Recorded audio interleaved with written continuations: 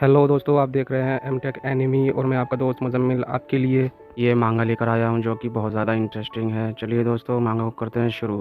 तो दोस्तों, dragon ball super की एंडिंग बहुत ही कमाल की थी। गोकू और फ्रीज़ा जो कि इमॉर्टल एनिमीज़ हैं, वो दोनों मिलकर जिरन को हराते हैं और एंड्रॉयड 17 टूर्नामेंट ऑफ पावर जीत जाता है और एक सबके लिए विश मांगता है और सारे के सारे यूनिवर्स को बचा लेता है। पर क्या होता अगर ऐसा नहीं होता, और क्या होता अगर जीरन टूर्नामेंट ऑफ पावर जीत जाता?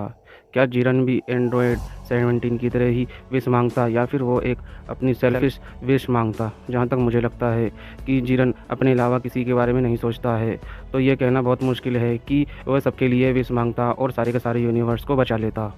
और अगर आप लोगों ने लूजेज टूर्नामेंट ऑफ पावर की पहली वीडियो नहीं देखी है तो वो आप मेरे चैनल पे जाके देख सकते हैं, और मैं उसका लिंक भी अपने वीडियो के डिस्क्रिप्शन में भी दे दूँगा, तो वहाँ से आप ज़रूर देख लीजिएगा।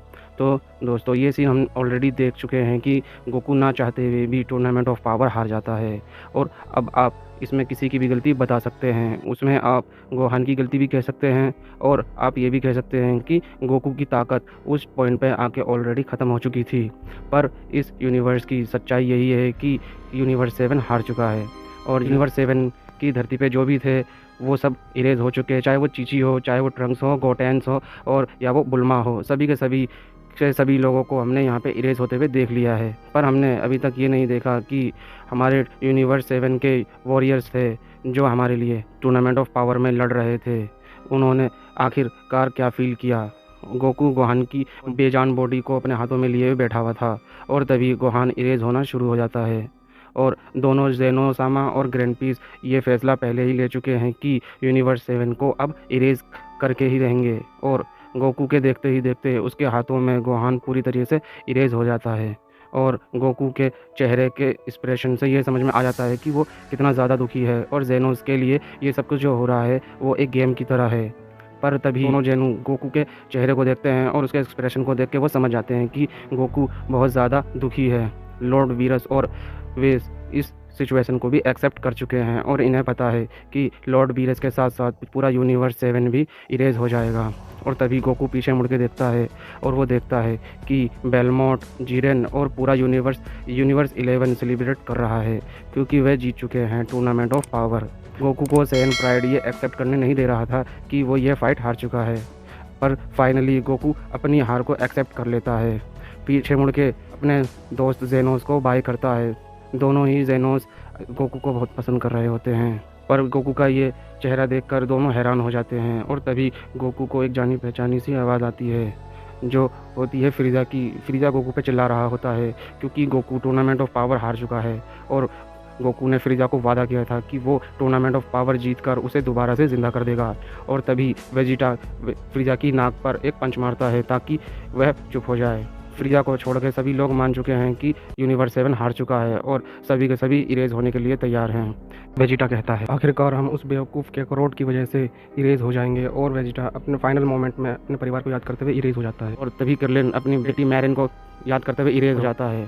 तभी मास्टर रोसी और नंबर 18 और 17 और सब इरेज हो जाते हैं। उस सेयन की बेवकूफ़ी की वजह से आज हम इरेज हो रहे हैं, वीरस ये कहते हुए इरेज हो जाते हैं। लेकिन गोकू कहीं ना कहीं जानता है कि ये सब जो हो रहा है कहीं ना कहीं सब में उसकी गलती है, और इसलिए नहीं कि वो ये फाइट हार गया है, इसलिए कि टूर्नामेंट ऑफ पावर का आइडिया भी गोकू का ही था।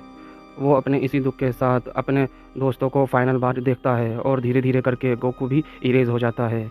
जैसे ही गोकू इरेज होता है तो वो अपने आप को एक खाली जगह पे देखता है जहाँ पे कुछ नहीं होता है। वो सोच रहा होता है कि ये कहाँ पर गया है, और गोकू ये सब समझने की कोशिश कर ही रहा होता है। पर तभी तभी गोकू को पीछे से एक आवाज़ आती है, और गोकू के पीछे कोई खड़ा होता है, और जो शख्स गोकू के पीछे खड़ा होता है वह कोई और नहीं, विश होता है। और विश को देखकर गोकू चौंक जाता है, और विश ने गोकू को किसी तरह से इरेज होने से बचा लिया था। गोकू विश को देख के बहुत ज़्यादा हैरान हो जाता है। गोकू कुछ समझ ही नहीं पाता कि आखिर हो क्या रहा है। विश गोकू को उसकी गलती का एहसास दिलाते हैं कि गॉडली पावर के साथ खेलने से क्या हो सकता है, और गॉड के साथ दोस्ती और दुश्मनी दोनों ही भारी पड़ सकती है। इसके बाद विश गोकू को अपना प्लान बताना शुरू कर देता है। इसके बाद गोकू को विश उस टेक्निक के बारे में बताता है जिससे गोकू को फ्रीज़ा के सामने बचाया था, यानी कि समय को पीछे करने वाली टेक्निक। विश गोकू को बताते हैं कि ये सब झूठ था। असल में मैंने उस टाइम टाइम को पीछे नहीं किया था। वे बताते हैं कि मैंने उस समय गोकू को समय में पीछे नहीं भेजा था। उन्होंने बस गोकू को एक दूसरे मल्टीवर्स में भेज दिया था, जो कुछ समय पीछे था, और जिस वजह से गोकू धरती को बचा पाया था और फ्रीज़ा को ख़त्म कर पाया था। और गोकू अच्छी तरह से समझ आता है कि उसे क्या करना है। विसे उस समझाते हैं कि वे फिर से गोकू को एक दूसरे मल्टीवर्स में भेजने वाले हैं। गोकू अच्छी तरह से समझ जाता है कि उसे क्या करना है और विस को बोलता है, आप मुझ पे विश्वास कर सकते हैं विस, मैं इस बारी सब कुछ ठीक कर दूँगा। और विस ये बात सुनकर खुश हो जाते हैं और अपनी टेक्निक का इस्तेमाल करते हैं, और जिसके बाद गोकू को बेस्ट ऑफ लक कहते हैं और गोकू मल्टीवर्स में ट्रैवल के लिए तैयार हो जाता है। गोकू को एक झटका लगता है और गोकू पीछे की तरफ खींचा चला जाता है और विस गोकू से दूर होते चले जाते हैं। गोकू बहुत ही शॉक होता है कि आखिर ये हो क्या रहा है, और धीरे-धीरे उसे समझ में आने लगता है कि आखिर क्या चल रहा है, और वह दूसरे मल्टीवर्स में जा रहा है। और उसे दिखता है कि कैसे उसके सारे फ्रेंड्स उसके लिए चीयर कर रहे हैं, और वो सारे मोमेंट उसे दोबारा से दिखते हैं जो उसे टूर्नामेंट ऑफ पावर में हो रहे थे, और उसे विस और बीरस भी दिखते हैं जो कि उसके लिए चीयर कर रहे थे।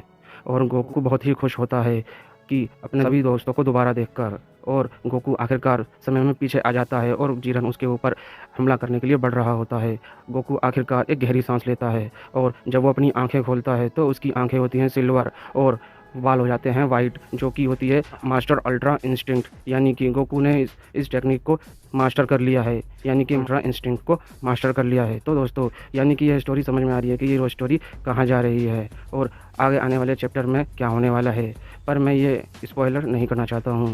तो अगर आज आपको आज की वीडियो पसंद आई हो तो यार चैनल को सब्सक्राइब, वीडियो को लाइक और बेल के घंटे को दबा दीजिए, और हाँ, इस मांगा के राइटर को भी सपोर्ट कीजिए, और ऐसी ही वीडियो चैनल पे आती रहेगी। तो दोस्तों, चैनल को सब्सक्राइब करना बिल्कुल ना भूलिएगा, और मैं आपसे बहुत ही जल्द मिलता हूँ अपनी नेक्स्ट वीडियो में। तब तक के लिए बाय दोस्तों, और थैंक्स फॉर वॉचिंग।